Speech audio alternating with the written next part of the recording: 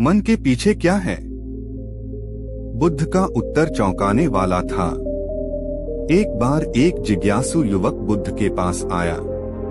उसकी आंखों में प्रश्नों की आग थी, पर होठों पर मौन। वह देर तक बुद्ध के चरणों में बैठा रहा, लेकिन कुछ बोला नहीं।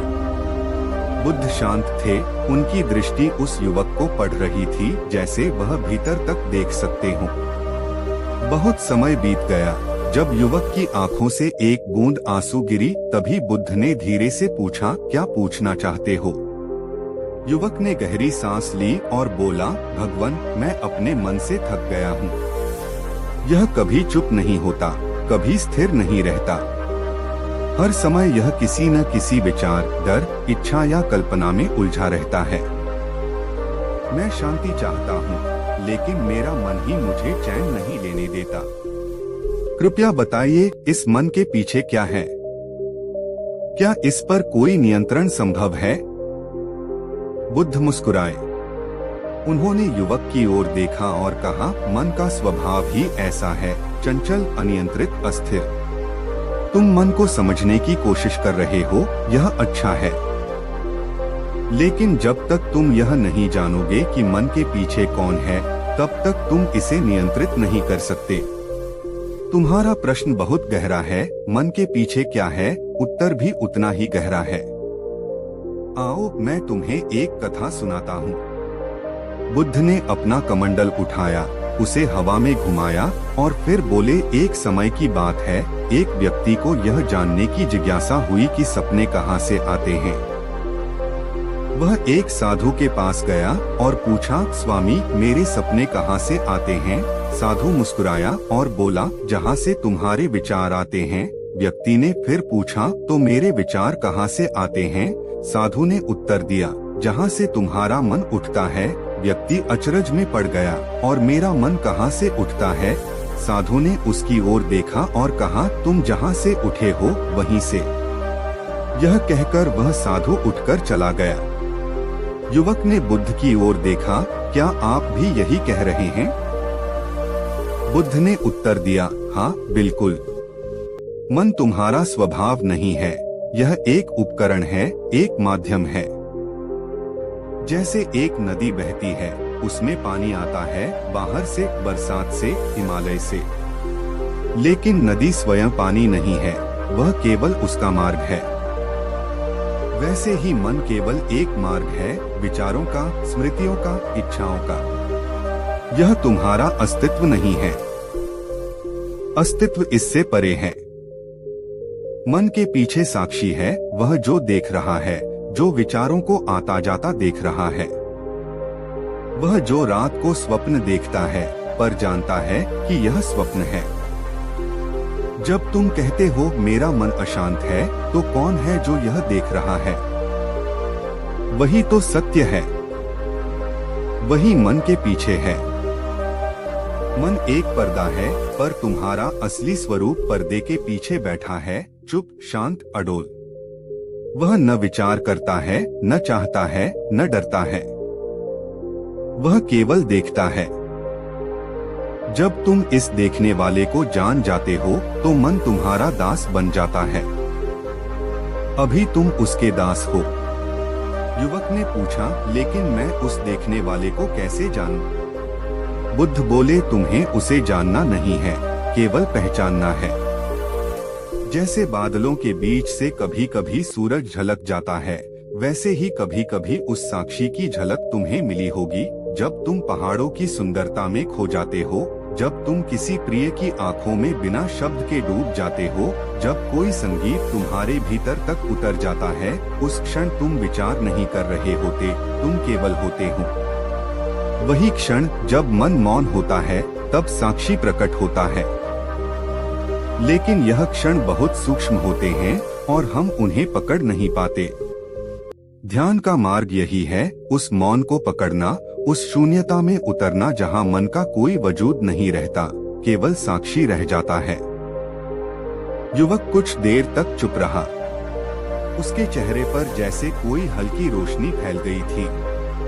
तो क्या मैं अपने मन को शांत कर सकता हूँ? उसने पूछा। बुद्ध बोले, तुम उसे जबरदस्ती शांत नहीं कर सकते। मन से लड़ने का अर्थ है उसे और बल देना। जैसे तुम पानी में गिरते हो और तैरना नहीं आता, तो जितना अधिक हाथ पैर मारते हो उतना ही गहराई में डूबते हो। लेकिन जब तुम स्थिर हो जाते हो तो पानी स्वयं तुम्हें ऊपर ला सकता है। मन से लड़ो मत, उसे देखो जैसे कोई दूर से बादल देखता है। वे आते हैं जाते हैं, तुम नहीं हो वो बादल। तुम आकाश हो, नित्य अपरिवर्तनीय असीम। मन का खेल केवल तब तक है जब तक तुम उसे अपना मानते हो। जब तुम उसे एक अलग घटक की तरह देखना शुरू कर दोगे, जैसे शरीर को देखते हो, तब उसका प्रभाव कम हो जाएगा। युवक की आंखों में अब भय नहीं, उत्सुकता थी। क्या वह स्थिति संभव है जब मन पूरी तरह मौन हो जाए? बुद्ध ने आंखें बंद कर लीं, कुछ क्षण मौन रहे, फिर बोले, मौन कोई प्राप्त करने की वस्तु नहीं है। यह तुम्हारा मूल स्वभाव है। अभी तुम शब्दों में खोए हो, विचारों में उलझे हो। जब सब गिर जाता है, पहचान, विचार, नाम, भाषा, तब जो बचता है वही मौन है। और उस मौन में तुम्हें साक्षात्कार होगा उस सत्य का जो शब्दों से परे है, उस अस्तित्व का जो मन से भी पहले था और शरीर के बाद भी रहेगा। जिस दिन तुम अपने मन से बाहर देख पाओगे, उस दिन तुम्हें समझ आएगा कि प्रश्न पूछने वाला कौन था और वह उत्तर अपने आप मिल जाएगा। मन के पीछे तुम हो और वह तुम विचार नहीं कर सकते, उसे केवल अनुभव कर सकते हो। युवक की आंखें बंद थीं। अब वह शांति में था। न कोई प्रश्न, न कोई जिज्ञासा, बस मौन। और बुद्ध ने देखा, एक और मन शांत हो गया। दोस्तों, अब इसी के ऊपर एक कहानी सुनाता हूँ जिससे आप और भी प्रेरित होंगे। नेम man_k_ पीछे, टाइप, डॉक्यूमेंट, कंटेंट, शीर्षक, मन के पीछे क्या है। बुद्ध का उत्तर चौंकाने वाला था। धूप की पहली किरण जैसे ही मगध के आकाश को स्पर्श करती, बोधगया की भूमि पर शांति की एक अदृश्य चादर फैल जाती। महावन के एक कोने में गौतम बुद्ध अपनी आंखें बंद किए ध्यान में लीन थे, जब एक युवक, नाम था आरण्य, उनकी ओर बढ़ा। उसका चेहरा थका हुआ था, पर आंखों में कोई बेचैन प्यास थी। आरण्य कोई साधारण साधक नहीं था। वर्षों तक वह वेदों, उपनिषदों, योग और तंत्र की साधना में लगा रहा था। पर जितना गहराई से वह ज्ञान में उतरता, उतनी ही उलझनों की गांठें बनती जाती। एक प्रश्न उसकी आत्मा को लंबे समय से जलाए जा रहा था, मन के पीछे क्या है। वह बुद्ध के पास आया और कहा, भगवान, मैंने मन को पढ़ा, साधा, देखा, पर जितना मैं उसे समझता गया वह उतना ही रहस्यमय होता गया। मैं जानना चाहता हूँ, मन के पीछे क्या है। बुद्ध ने अपनी आंखें खोली। उनके चेहरे पर कोई चौंकाहट नहीं थी, न ही कोई हड़बड़ाहट। उन्होंने आरण्य की ओर देखा, जैसे वर्षों पहले से जानते हो कि वह यह प्रश्न पूछने वाला है। फिर उन्होंने धीरे से कहा, क्या तुम सच में जानना चाहते हो? आरण्य ने सिर झुका दिया। बुद्ध उठे और बोले, चलो चलो उस स्थान पर जहाँ प्रश्न का उत्तर नहीं, बल्कि उसका अस्तित्व ही विलीन हो जाता है। वे दोनों उस वन की ओर चले जहाँ शांति भी सांस रोककर बैठी थी। वहाँ पहुंचकर बुद्ध ने आरण्य से कहा, बैठो। मन के भीतर नहीं, उसके पीछे उतरने के लिए शब्दों की नहीं, मौन की आवश्यकता होती है। आरण्य ध्यान में बैठ गया। बुद्ध ने उसकी पीठ सीधी की, उसके श्वास को सुत किया और फिर कुछ नहीं कहा, सिर्फ मौन। घंटों बीते। फिर बुद्ध ने धीरे से पूछा, मन क्या कर रहा है? आरण्य ने कहा, विचार आ रहे हैं। पुराने दृश्य, आवाजें, आकृतियां, बस देखो, कुछ मत करो, बुद्ध बोले। थोड़ी देर बाद आरण्य ने कहा, अब विचार कम हो गए हैं, जैसे कोई पर्दा हट रहा हो। इन बुद्ध चुप रहे। समय बीतता गया। आरण्य एक गहरे मौन में उतर गया और तब एक क्षण में उसके भीतर कुछ फूटा, जैसे किसी ने अंधेरे कमरे में अचानक एक खिड़की खोल दी हो। प्रकाश भर गया।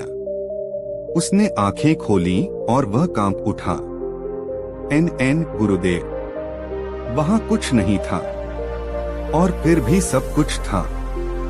विचार नहीं थे, पर मुझे लगा जैसे मैं पहली बार वास्तव में जागा हूँ। इन बुद्ध मुस्कुराए।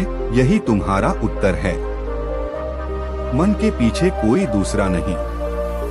वहाँ एक मौन चेतना है जो न विचार है, न अहंकार, न इच्छा। वह केवल है। वही तुम्हारा मूल है। इन आरण्य कुछ क्षणों तक कुछ बोल नहीं पाया। उसके भीतर प्रश्न जल चुका था, राख हो चुका था। उसने बुद्ध के चरणों में सिर रख दिया। बुद्ध बोले, प्रश्न वहीं तक होते हैं जहां तक मन है। जहां मन समाप्त होता है वहां न प्रश्न रहते हैं, न उत्तर, बस शुद्ध अनुभव होता है। और वही अनुभव सत्य है। इन उस दिन आरण्य फिर कभी किसी प्रश्न को लेकर बुद्ध के पास नहीं आया। वह जान गया था कि उत्तर पुस्तकों में नहीं, विचारों में नहीं, बल्कि उस मौन में है जो मन के पीछे छिपा बैठा है। जरूर ये रही एक अद्वितीय और गहराई से स्पर्श करती हुई कहानी उसी शीर्षक पर, मन के पीछे क्या है। बुद्ध का उत्तर चौंकाने वाला था। यह एक लंबी कथा है, बिना किसी भाग या बिंदु के, एक ही प्रवाह में। शीर्षक मन के पीछे क्या है। बुद्ध का उत्तर चौंकाने वाला था। नदी की सतह पर सूरज की किरणें हल्की हल्की चमक रही थीं, जैसे प्रकृति कोई रहस्य कह रही हो। वृक्षों की छाव में एक नौजवान, नाम था साधक, अपने जीवन के सबसे भारी प्रश्न को लेकर बुद्ध की ओर चल पड़ा था। उसका मन वर्षों से परेशान था। उसे कितनी ही विद्वानों से मिलना पड़ा, कितने ही ग्रंथों को पढ़ना पड़ा, कितनी ही साधनाएं करनी पड़ी, परंतु मन के उस अंतिम रहस्य तक वह कभी नहीं पहुंच सका। और अब वह केवल एक प्रश्न के साथ आया था, मन के पीछे क्या है। गौतम बुद्ध शांत बैठे थे। उनके चारों ओर वृक्षों की कतारें ऐसी लगती थीं जैसे वे स्वयं ध्यानमग्न हों। जब साधक उनके पास पहुंचा तो बुद्ध ने बिना आंखें खोले धीरे से कहा, तू आ गया। साधक ठिठक गया। उसने पूछा, आपको कैसे पता चला। बुद्ध ने आंखें खोली और कहा, जो सच्चा प्रश्न लिए आता है उसकी आहट हवा भी ले आती है। साधक ने बैठते ही अपनी पीड़ा रख दी। भगवान, मैंने मन को समझने की हर चेष्टा की। मैंने उसका हर कौशल देखा, इच्छाएं, भय, स्मृतियां, स्वप्न। वह हर बार नया चेहरा लेकर आता है। मैं उसे नियंत्रित करता हूँ, वह निकल भागता है। मैं उसे स्वीकारता हूँ, वह और फैलता है। लेकिन मैं जानना चाहता हूँ, इसके पीछे क्या है। बुद्ध थोड़ी देर तक शांत रहे। फिर उन्होंने पास की नदी की ओर इशारा किया और कहा, चलो। साधक ने बिना प्रश्न किए उनका अनुसरण किया। नदी किनारे पहुंचकर बुद्ध ने कहा, यह नदी देख रहे हो। साधक ने सिर हिलाया। जैसे यह बहती है वैसे ही तुम्हारे भीतर मन बहता है। विचार उसका जल है, भावनाएं उसकी तरंगें। अब तुम इसमें झांको और बताओ कि तुम क्या देख रहे हो। साधक झुका। नदी के जल में उसका चेहरा साफ दिखाई दे रहा था। मैं खुद को देख रहा हूँ, उसने कहा। बुद्ध ने मुस्कुराकर पूछा, क्या यह तुम हो। वह थोड़ा चौंका। नहीं, यह सिर्फ प्रतिबिंब है। बुद्ध ने सिर हिलाया। वैसे ही मन तुम्हारा प्रतिबिंब दिखाता है। विचार तुम्हारे नहीं हैं, वे बस उस चेतना में झलक हैं जो तुम हो भी नहीं। पर उस चेतना के पीछे भी कुछ है। साधक ने उत्सुक होकर पूछा, वह क्या। बुद्ध ने अपनी आंखें मूंद लीं और कहा, उसका अनुभव करोगे पर उसे शब्द नहीं दे पाओगे। शब्द वहीं तक हैं जहां तक मन है। मन के आगे मौन है। चलो आज उस मौन की यात्रा करते हैं। बुद्ध उसे अपने ध्यान स्थल पर ले गए, जहां हर कोई सांस भी मंद करता था ताकि शांति की कोई लहर टूट न जाए। वहां बैठकर बुद्ध ने साधक को सांसों पर ध्यान केंद्रित करने को कहा। जैसे जैसे वह श्वास पर केंद्रित हुआ, विचार धीरे धीरे पिघलने लगे। एक समय ऐसा आया जब न कोई आवाज भीतर थी न बाहर, न कोई स्मृति थी न कोई भविष्य। बस एक मौन था, अत्यंत जीवित, अत्यंत सजीव, पर शब्दरहित। अचानक साधक की आंखों से आंसू बहने लगे। वह कांप उठा। उसने आंखें खोल दी और कहा, भगवन। वहां कुछ नहीं था, और फिर भी वह सब कुछ था। वहां मैं था, पर मैं नहीं भी था। न कोई मैं, न मेरा, बस एक नितांत मौन, शुद्ध उपस्थिति। बुद्ध ने उसकी ओर देखा और कहा, मन के पीछे वही है जिसे तुम न देख सकते हो, न छू सकते हो, न समझ सकते हो, पर वह है, वही सत्य है। उसे न कोई धर्म कह सकता है, न कोई दर्शन बांध सकता है। तुमने उसे छुआ है, इसलिए अब प्रश्न जल गए। साधक के भीतर सचमुच कोई प्रश्न नहीं बचा था। उसने देखा कि जो वह अब तक खोजता आया था, वह कभी उससे दूर नहीं था। वह तो हर पल उसके साथ था, बस वह स्वयं ही बाहर बाहर भटक रहा था। उसे समझ आ गया कि बुद्ध ने क्यों कहा था, मन के पीछे उत्तर नहीं है, वहां उत्तर की आवश्यकता ही नहीं है। उसी दिन से साधक बुद्ध के साथ नहीं रहा। वह किसी मठ या गुफा में नहीं गया। वह गांव लौट गया, पर अब वह वही व्यक्ति नहीं था। वह हंसता था, पर भीतर मौन था। वह बोलता था, पर भीतर शब्दों से परे था। लोग कहते उसके चेहरे पर कुछ अलग है, और सच में अब उसका मन उसके पीछे नहीं था। वह स्वयं उस मौन का हिस्सा बन गया था, जिसे जानने को कभी वह बुद्ध के पास आया था। और बुद्ध ने एक दिन अपने शिष्यों से कहा, जो जान गया वह मौन हो गया, क्योंकि जिसने मन के पीछे देखा वह जान गया कि वहां कुछ भी कहने योग्य नहीं बचता। यह कहानी केवल एक उत्तर नहीं देती, यह स्वयं प्रश्न को ही मिटा देती है। क्योंकि मन के पीछे कुछ ऐसा है जिसे अनुभव किया जा सकता है, पर कभी कहा नहीं जा सकता। यह रही पूरी कहानी, बिना बॉक्स के, जैसा आपने कहा। जब भीतर तूफान था, तब वो शांत बैठा था। बोध गया कि जमीन पर सर्दियों की सुबह धीरे धीरे पाँव पसार रही थी। हवा में ठंडक थी, पर सूर्य की किरणें उसकी कोमलता को छू रही थीं। गौतम बुद्ध एक पीपल के वृक्ष के नीचे चुपचाप बैठे थे। उनके चारों ओर कुछ शिष्य ध्यान में लीन थे, पर बुद्ध की आंखें खुली थीं, जैसे वे संसार के बाहर किसी और जगत को निहार रहे हों। इसी समय एक युवा व्यक्ति, नाम था विवान, भागता हुआ वहां पहुंचा। उसके कपड़े अस्त व्यस्त थे, आंखों में अधीरता थी और सांसें तेज चल रही थीं। वह बुद्ध के सामने आकर बैठ गया, पर उसका मन बैठा नहीं था। भीतर एक तूफान चल रहा था। पिता की मृत्यु, घर का बिखराव, अपनों का धोखा और आत्मा की टूटन, सब कुछ उसकी छाती में भरा पड़ा था, जैसे फटने ही वाला हो। बुद्ध ने उसकी ओर देखा, पर कुछ नहीं कहा। वह चुपचाप देखते रहे, जैसे वो उस युवा की बेचैनी को भीतर से पढ़ रहे हों। विवान के भीतर भावनाओं का सैलाब उफन रहा था। उसने अपने गले को कसकर पकड़ा, जैसे खुद को ही रोकने की कोशिश कर रहा हो। अंततः वह फूट पड़ा, मैं बिखर गया हूँ। भीतर एक ऐसा तूफान चल रहा है जो मुझे पूरी तरह नष्ट कर रहा है। मैं चीखना चाहता हूँ, रोना चाहता हूँ, भाग जाना चाहता हूँ, पर आप इतने शांत कैसे हैं? बुद्ध ने बिना कोई प्रतिक्रिया दिए धीरे से पूछा, क्या तूफान बाहर है या भीतर?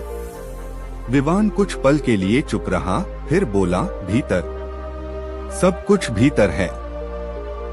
बुद्ध मुस्कुराए, तो तू जिस तूफान से भाग रहा है वह तुझसे ही जन्मा है।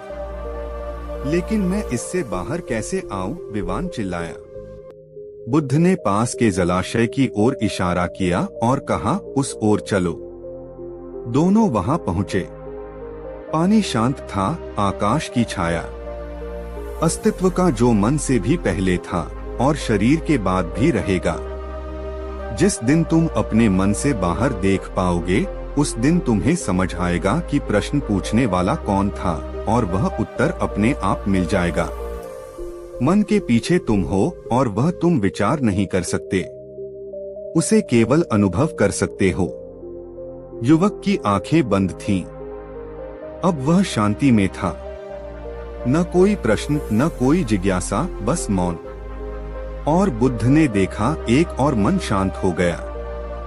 दोस्तों, अब इसी के ऊपर एक कहानी सुनाता हूँ जिससे आप और भी प्रेरित होंगे। नेम man_k_ पीछे, टाइप डॉक्यूमेंट, कंटेंट, शीर्षक मन के पीछे क्या है। बुद्ध का उत्तर चौंकाने वाला था। धूप की पहली किरण जैसे ही मगध के आकाश को स्पर्श करती, बोधगया की भूमि पर शांति की एक अदृश्य चादर फैल जाती। महावन के एक कोने में गौतम बुद्ध अपनी आंखें बंद किए ध्यान में लीन थे, जब एक युवक, नाम था आरण्य, उनकी ओर बढ़ा। उसका चेहरा थका हुआ था, पर आंखों में कोई बेचैन प्यास थी। आरण्य कोई साधारण साधक नहीं था।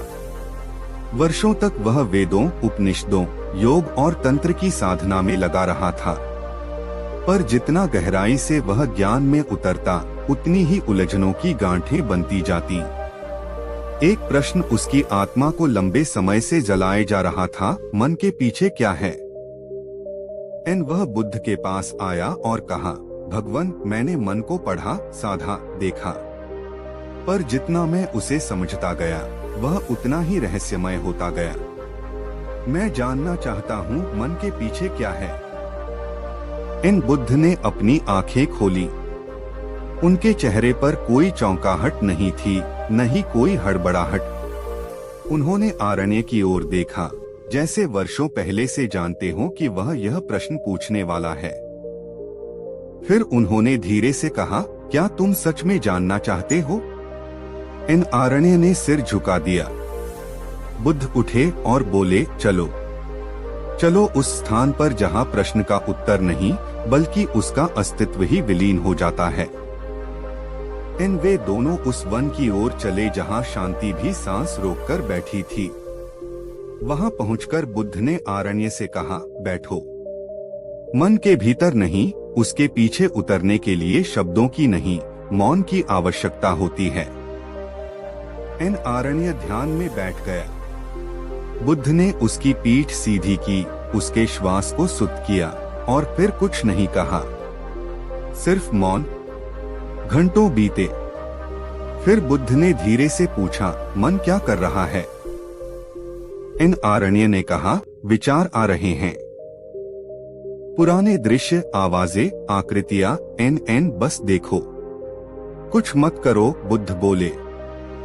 थोड़ी देर बाद आरण्य ने कहा, अब विचार कम हो गए हैं, जैसे कोई पर्दा हट रहा हो। बुद्ध चुप रहे। समय बीतता गया। आरण्य एक गहरे मौन में उतर गया और तब एक क्षण में उसके भीतर कुछ फूटा, जैसे किसी ने अंधेरे कमरे में अचानक एक खिड़की खोल दी हो। प्रकाश भर गया। उसने आंखें खोली और वह कांप उठा।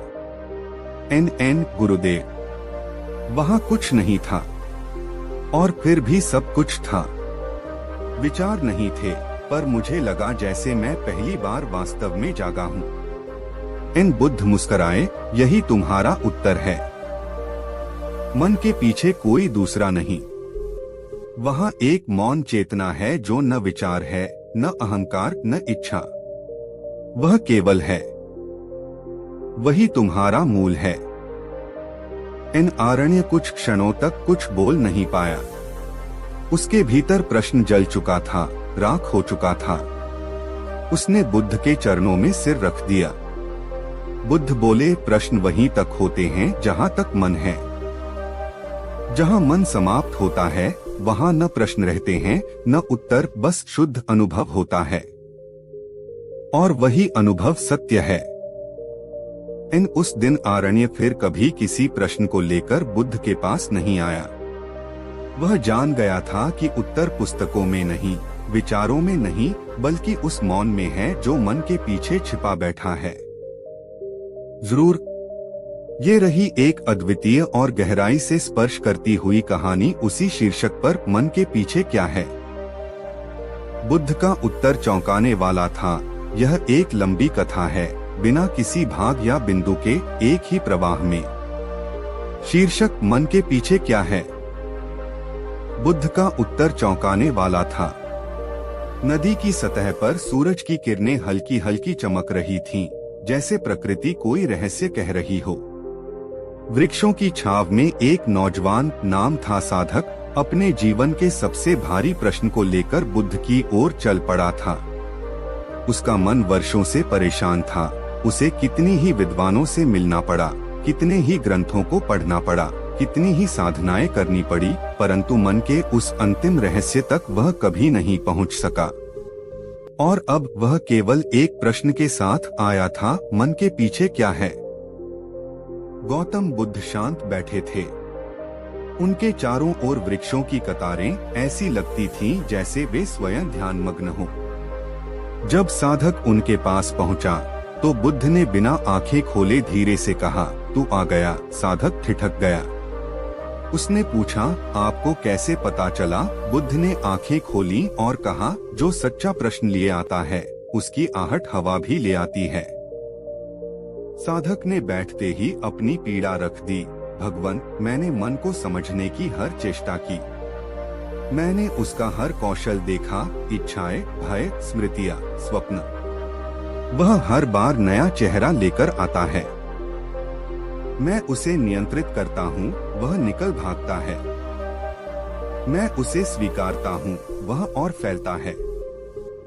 लेकिन मैं जानना चाहता हूँ, इसके पीछे क्या है। बुद्ध थोड़ी देर तक शांत रहे। फिर उन्होंने पास की नदी, उसमें उतर रही थी। बुद्ध बोले, एक पत्थर उठाओ और इस पानी में फेंको।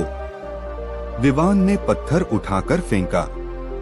पानी में लहरें उठीं, छाया टूटी। अब उस पत्थर को बाहर निकालो।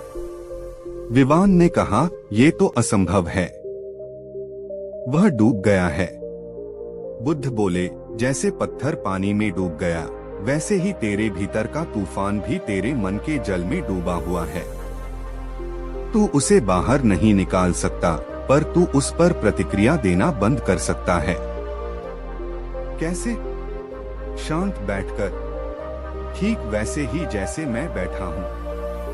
भीतर कुछ भी हो रहा हो, अगर तू उसे बस देखता है बिना प्रतिक्रिया के, तो वह तूफान धीरे धीरे थमने लगता है।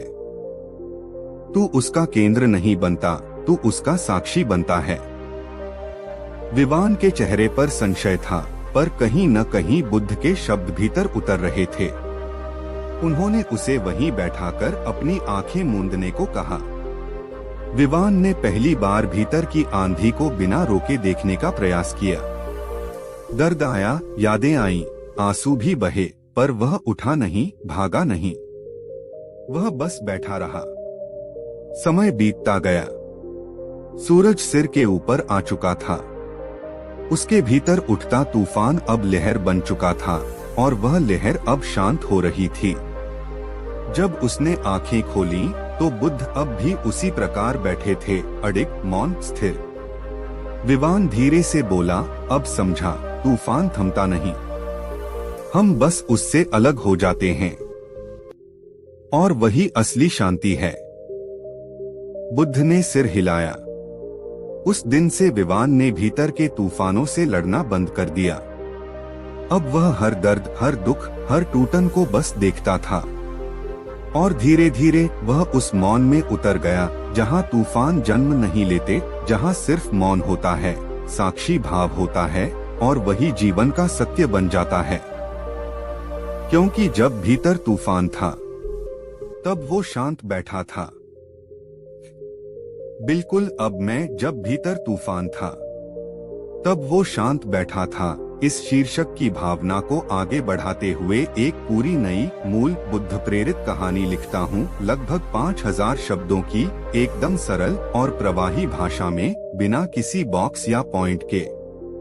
यह कहानी मानव मन की गहराई, संघर्ष, आत्मबोध और मौन की शक्ति को दर्शाएगी। कहानी कुछ ही क्षणों में नीचे प्रस्तुत की जा रही है। जब भीतर तूफान था तब वो शांत बैठा था। शरद ऋतु की एक सघन नीली शाम थी। गगन में तारे धीरे धीरे अपनी चुप आभा फैलाने लगे थे। वातावरण में एक अजीब सी स्थिरता थी, मानो संसार ने कुछ पल के लिए सांस लेना छोड़ दिया हो। यह वही समय था जब राजगृह के पास की पर्वतीय गुफाओं में एक युवा सन्यासी आर्यन ध्यान में लीन था। उसका तन पत्थर सा स्थिर और मन समुद्र की गहराई जैसा शांत दिखता था, परंतु भीतर की दुनिया बिल्कुल विपरीत थी। आर्यन मात्र 21 वर्ष का था। वह कोई साधारण युवक नहीं था। राजवंश में जन्मा, चारों वेदों में पारंगत, युद्धकला में निपुण, वाणी में ओजस्वी, पर मन से विच्छिन्न। जब जीवन ने उस पर सब कुछ लुटाया, तभी एक दिन उसी जीवन ने उसे छीन भी लिया। माता की अकाल मृत्यु, पिता का युद्ध में वध, प्रेमिका का विश्वासघात और अंत में सिंहासन की भूख में अपने ही चाचा द्वारा विश्वासघात, ये सब घटनाएं उस पर बर्फ की तरह गिरी। लेकिन वह जला और अंदर से पिघलता गया। एक दिन सब कुछ छोड़कर वह निकल गया। न हाथ में तलवार थी, न आंखों में सपने, बस एक चुप्पी थी जो हर उत्तर पर भारी थी। और उसी चुप्पी के साथ वह बुद्ध की शरण में पहुंचा। बुद्ध ने उसे देखा, सुना, पर कभी कोई प्रश्न नहीं किया। कई माह तक आर्यन उनके संग रहा, मौन, निर्लिप्त, भीतर से टूट चुका पर बाहर से पूर्ण अनुशासित। बुद्ध उसे ध्यान में बैठने को कहते और वह बैठता, पर भीतर से उसकी आत्मा चीत्कार कर रही होती थी। उसे नींद में अपने चाचा की हंसी सुनाई देती, माँ की पुकार सुनाई देती, प्रेमिका की बेवफाई का विष स्वाद में उतरता था। एक रात जब सारे भिक्षु निद्रा में डूबे थे, आर्यन अकेला उठा और बुद्ध के पास आया। वह थरथरा रहा था। उसकी आंखें जल रही थीं और शरीर कांप रहा था। भगवान, उसने फुसफुसाकर कहा, मैं अब और नहीं सह सकता। भीतर एक तूफान है जो मुझे फाड़ रहा है। यह शांति, यह ध्यान, यह मौन, यह सब मुझे और बेचैन कर रहा है। मैं इन सब में कुछ नहीं देख पाता, सुन पाता। मुझे लगता है मैं पागल हो जाऊंगा। बुद्ध ने आंखें खोली, पर कोई आश्चर्य नहीं दिखाया। उनका चेहरा जैसे पहले से जानता था कि यह क्षण आने वाला है। उन्होंने धीरे से कहा, तू उस तूफान को दबा रहा है आर्यन। तू बैठा तो है, पर भीतर युद्ध चल रहा है। तू उसे देखने को तैयार नहीं। तू उसे हर दिन बांधता है, पर वह बांध अब टूटने वाला है। चलो आओ, एक यात्रा पर चलते हैं। अगली सुबह वे दोनों आश्रम से बाहर एक एकांत स्थान पर पहुँचे, जहाँ एक निर्जन जलाशय था। वहाँ कोई आवाज नहीं थी, सिवाय हवा की सरसराहट और पक्षियों की ओकेशनल चहचहाहट के। बुद्ध ने कहा, यह जलाशय तेरे मन की तरह है। ऊपर से शांत, भीतर से गहराई और तल में कीचड़। अब ध्यान से सुन, मैं कुछ कहूँगा नहीं। तू बस बैठ और देख। आर्यन बैठ गया। उसने आंखें मूंद ली और भीतर उतर गया। शुरुआत में वह शांत रहा, पर कुछ ही क्षणों में विचारों का तूफान उठ खड़ा हुआ। माँ की मुरझाई मुस्कान, पिता का खून में सना चेहरा, चाचा की आंखों में छल, प्रेमिका की परछाई। वह कांपने लगा। उसका सांस भारी हो गया, पर उसने आंखें नहीं खोली। वह बैठा रहा। तभी उसने महसूस किया कि उसका मन अब लड़ नहीं रहा था। वह बस देख रहा था, एक दर्शक की तरह। और तभी वह दृश्य आया जिसने उसे झकझोर दिया। उसे लगा वह अपने बचपन के कमरे में है, जहां उसकी माँ उसे लोरी सुना रही थी। वह छोटी सी बालकनी, वह दीपक की लौ और वह स्पर्श जो अब कभी न मिलेगा। उसकी आंखों से आंसू बहने लगे, पर उसने स्वयं को रोका नहीं। वर्षों का दर्द अब उसके चेहरे से बहकर मिट्टी में मिल रहा था। जब उसने आंखें खोली तो सूर्य डूब चुका था। बुद्ध अब भी पास ही बैठे थे, वैसे ही अड़िग। आज पहली बार मैंने देखा, आर्यन बोला, जैसे मैं नहीं था पर सब देख रहा था। वह तूफान अब भी था, पर अब वह मुझे नहीं बहा रहा था, मैं बस देख रहा था। बुद्ध मुस्कुराए। बस यही जानना था। तूफान तू नहीं है, तू वह नहीं जो दुख में डूबा है, तू वह भी नहीं जो शांति चाहता है। तू केवल साक्षी है जो देखता है पर उलझता नहीं। दुख आएगा जाएगा, तू रहेगा। उस दिन आर्यन लौट गया, पर अब वह वही व्यक्ति नहीं था। उसने ध्यान करना बंद नहीं किया, पर अब ध्यान उसके लिए युद्ध नहीं था। अब वह सहज था, मौन था, गहरा था। समय बीता। आर्यन अब प्रव्रज्या लेकर एक भिक्षु बन गया। उसके भीतर की आग अब भी थी, पर अब वह जला नहीं रही थी, वह प्रकाश दे रही थी। वह अब उपदेश नहीं देता था, न भाषण देता था, पर लोग उसके पास बैठना चाहते थे। उसकी उपस्थिति ही शांत कर देती थी। एक दिन एक वृद्ध ब्राह्मण उसके पास आया। बेटा, उसने कहा, मुझे भीतर बहुत पीड़ा है। कुछ नहीं बचा, सब कुछ खो चुका हूँ। आर्यन ने सिर्फ इतना कहा, जब तू भीतर की पीड़ा को देख लेगा, बिना भागे, बिना रोके, तब वह तूफान अपने आप थम जाएगा और तू उस मौन में उतर जाएगा जहां तू भी नहीं रहेगा, बस शांति होगी।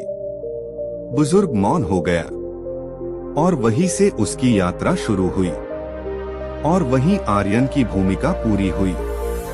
उसने बुद्ध की बातों को आत्मा में जिया, न किसी को बदला, न किसी को बांधा, पर हर किसी को उस मौन की झलक दी जहां से वह स्वयं लौटा था। क्योंकि जब भीतर तूफान था, तब वो शांत बैठा था। और अब जब कोई उससे पूछता, तू शांत कैसे रह गया जब सब कुछ उजड़ गया, वह बस मुस्कुरा देता और फिर मौन हो जाता। क्योंकि कुछ उत्तर शब्दों में नहीं दिए जा सकते, उन्हें केवल जिया जा सकता है। उस मौन में, उस साक्षी भाव में, उस सत्य में, जहां तूफान भी अंततः थककर बैठ जाते हैं और हम अंततः जागते हैं, शून्य की गोद में पूर्ण होकर। अगर आप चाहें तो इसी श्रृंखला में मैं और भी कहानियां रच सकता हूं जो बुद्ध की सोच और भीतर के संघर्षों से प्रेरित हों। तू अकेला नहीं है, बुद्ध भी यही गुजरा था। एक बार की बात है, एक छोटे से गांव में एक युवा लड़का रहने आया। उसका नाम दीपक था और वह अपने जीवन में कई परेशानियों से जूझ रहा था। उसके माता पिता की मौत एक दुर्घटना में हो गई थी और उसके बाद उसकी पूरी दुनिया ही बदल गई थी। गांव वाले उसे समझाने की कोशिश करते, लेकिन वह किसी से बात नहीं करता था। उसकी आंखों में गहरी उदासी और दिल में बहुत सारा दर्द था। उसे हमेशा लगता था कि वह अकेला है, दुनिया में कोई नहीं है जो उसकी स्थिति को समझे। एक दिन गांव में एक साधु बाबा आए। उनका नाम था भास्कर। वह बहुत ज्ञानी और शांतिपूर्ण व्यक्ति थे। गांव के लोग उन्हें बहुत आदर देते थे और उनकी बातें सुनने के लिए हर बार उनके पास जाते थे। दीपक ने भी उन्हें सुना था, लेकिन वह कभी उनके पास नहीं गया। उसकी सोच थी, यह साधु भी वही कहेंगे जो बाकी लोग कहते हैं, कुछ नहीं बदलेगा।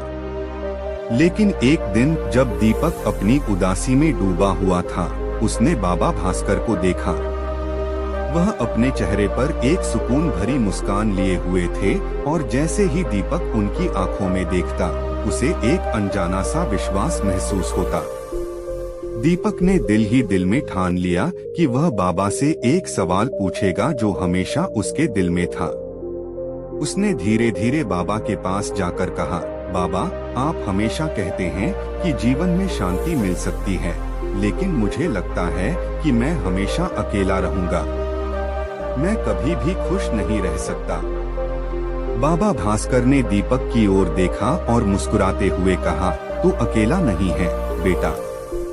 हम सब अपनी जिंदगी में अकेलेपन का अनुभव करते हैं, लेकिन इसका मतलब यह नहीं है कि हम सच में अकेले हैं। जीवन में कोई भी संघर्ष या दुख ऐसा नहीं है जिसे हम अकेले ही सामना कर रहे हों। दीपक ने चुपचाप बाबा की बातों को सुना और फिर पूछा, लेकिन बाबा, अगर जीवन में शांति हो सकती है तो क्या आप मुझे समझा सकते हैं कि इसे कैसे पाया जा सकता है? मुझे तो लगता है कि मैं हमेशा दुखी ही रहूंगा। बाबा भास्कर ने उसे एक कहानी सुनाने का फैसला किया। उन्होंने कहा, दीपक, मैं तुझे एक कहानी सुनाता हूँ। यह कहानी उस व्यक्ति की है जो तेरे जैसे ही था। वह भी यह महसूस करता था कि वह दुनिया में अकेला है और जीवन में किसी भी उद्देश्य के लिए उसका संघर्ष निरर्थक था। बाबा ने कहना शुरू किया, बहुत समय पहले भारत के एक छोटे से गांव में एक युवक था जिसका नाम सिद्धार्थ था। वह भी बहुत ही उदास और अकेला महसूस करता था। उसके पास सब कुछ था, एक अच्छा परिवार, धन और सभी प्रकार की सुख सुविधाएं, लेकिन उसके दिल में हमेशा एक खालीपन था। वह हमेशा सोचता था कि जीवन का असली उद्देश्य क्या है। वह कई बार अपने राजा पिता से भी बात करता था, लेकिन उसे हमेशा यही जवाब मिलता था कि तुम्हारे पास सब कुछ है, तुम खुश रह सकते हो। लेकिन सिद्धार्थ का दिल यह नहीं मानता था। उसे लगता था कि कुछ तो है जो उसे खो गया है, कुछ तो है जो उसका दिल खोज रहा है। एक दिन सिद्धार्थ ने यह निर्णय लिया कि वह अपने महल को छोड़ देगा और पूरी दुनिया में अपने सवालों के जवाब ढूंढेगा। वह घर छोड़कर जंगल में गया और वहां उसने बहुत तपस्या की। उसे बहुत संघर्ष करना पड़ा, लेकिन किसी भी समस्या को वह नकारा नहीं करता था। बाबा भास्कर ने थोड़ी देर रुककर दीपक की ओर देखा और फिर कहना जारी किया, सिद्धार्थ ने कई वर्षों तक ध्यान और साधना की, लेकिन वह फिर भी पूरी शांति महसूस नहीं कर पा रहा था। एक दिन वह नदी के किनारे बैठा था और अचानक एक विचार उसके मन में आया। उसने महसूस किया कि शांति बाहर से नहीं बल्कि अंदर से आती है। वह जो ढूंढ रहा था वह कहीं और नहीं था बल्कि उसके अंदर ही था। सिद्धार्थ ने अपनी सोच को बदल दिया। उसने अपनी साधना को और गहरा किया और कुछ समय बाद वह उस शांति को महसूस करने में सफल हो गया। उसने जाना कि अकेलापन और दुख जीवन का हिस्सा हैं, लेकिन इनका सामना करने के तरीके हमारी सोच और हमारे दृष्टिकोण पर निर्भर करते हैं। सिद्धार्थ अब बुद्ध बन चुका था और उसने पूरी दुनिया को यह सिखाया कि शांति और संतुष्टि हमारे भीतर ही होती है। बाबा भास्कर ने दीपक की आंखों में देखा और कहा, दीपक, सिद्धार्थ ने भी वही महसूस किया जो तुम महसूस कर रहे हो। वह भी अकेला था, वह भी दुनिया से अलग महसूस करता था, लेकिन उसने अपनी समस्याओं का सामना किया और अंत में शांति प्राप्त की। तू अकेला नहीं है बेटा। दुनिया में लाखों लोग हैं जो तेरी तरह महसूस करते हैं, लेकिन अगर तू अपनी सोच को बदल सकता है तो तू भी शांति पा सकता है। दीपक ने धीरे धीरे बाबा की बातों को समझा और उसका दिल हल्का महसूस होने लगा। उसे लगा कि वह अकेला नहीं था, बल्कि एक ऐसा रास्ता था जो उसे भी शांति की ओर ले जा सकता था। उसने धीरे धीरे अपने दर्द को स्वीकार किया और जीवन के नए दृष्टिकोण को अपनाया। इस तरह दीपक ने यह सीखा कि जीवन में दुख, संघर्ष और अकेलापन होते हैं, लेकिन अगर हम अपने भीतर की शक्ति को पहचानें और अपनी सोच को बदलें, तो हम शांति और संतुष्टि पा सकते हैं। जैसे बुद्ध ने अपने जीवन में संघर्षों का सामना किया और अंत में शांति पाई, वैसे ही दीपक ने भी अपनी यात्रा शुरू की। और अब वह जानता था, तू अकेला नहीं है। बुद्ध भी यही गुजरा था। वो लड़ाई जो दिखती नहीं पर सबसे बड़ी होती है। गांव के एक छोटे से घर में एक लड़का रहता था जिसका नाम अर्जुन था। उसकी आंखों में हमेशा एक सवाल होता था, जैसे वह जीवन के किसी गहरे रहस्य को खोजने की कोशिश कर रहा हो। उसके चेहरे पर हमेशा एक हल्की सी मुस्कान रहती थी, लेकिन उसके भीतर कुछ था जो उसे लगातार विचलित करता था। वह रोज सुबह जल्दी उठता, सूर्योदय के साथ खेतों में काम करता और फिर स्कूल जाता।